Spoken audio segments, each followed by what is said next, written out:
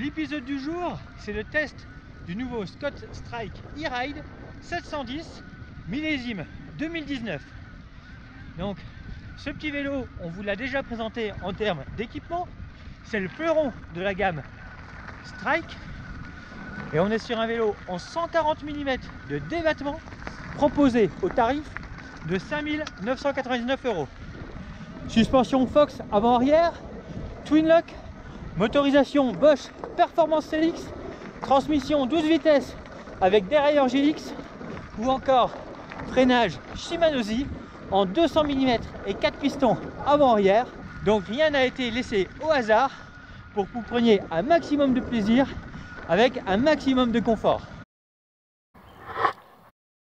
Donc en termes de confort et de position, le Strike est de loin le plus confortable de tous les produits proposés dans la gamme Scott E-Ride.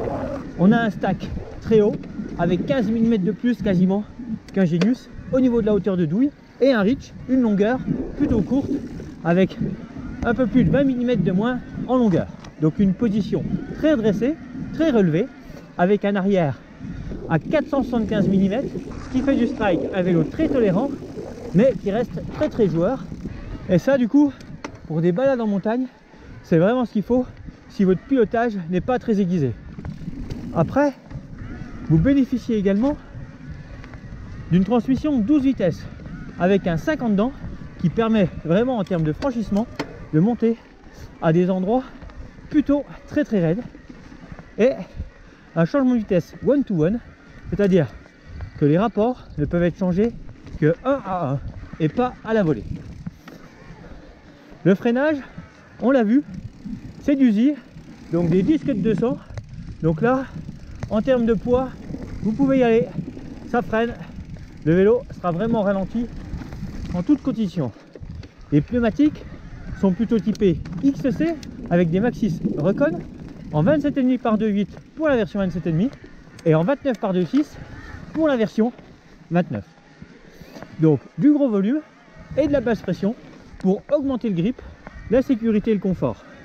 Toujours pour le confort, un cintre semi-relevé pour avoir une position plus haut possible, des poignées ergonomiques avec un bon appui et bien sûr de l'autonomie avec une Power Tube en 500 qui se démonte et se démonte en version click and go dans le cadre. Donc vraiment quelque chose de très pratique à l'usage. Avec les manivelles de 165, un bon point également, c'est qu'il est facile d'atteindre une bonne fréquence de pédalage, même moteur coupé. Donc pour augmenter l'autonomie, parfois ça peut être utile, puisque là je roule à quasiment 20 km/h avec un petit 80 tours minute, sans assistance, et je sors un peu plus de 200 watts. Donc là, ça permet vraiment de faire l'approche sur le plat, et ensuite de mettre l'assistance, et là, hop, une bouffée d'air. Vraiment, ce Strike, si vous avez le budget et que vous cherchez un super randonneur, eh bien, devrait vraiment vous plaire.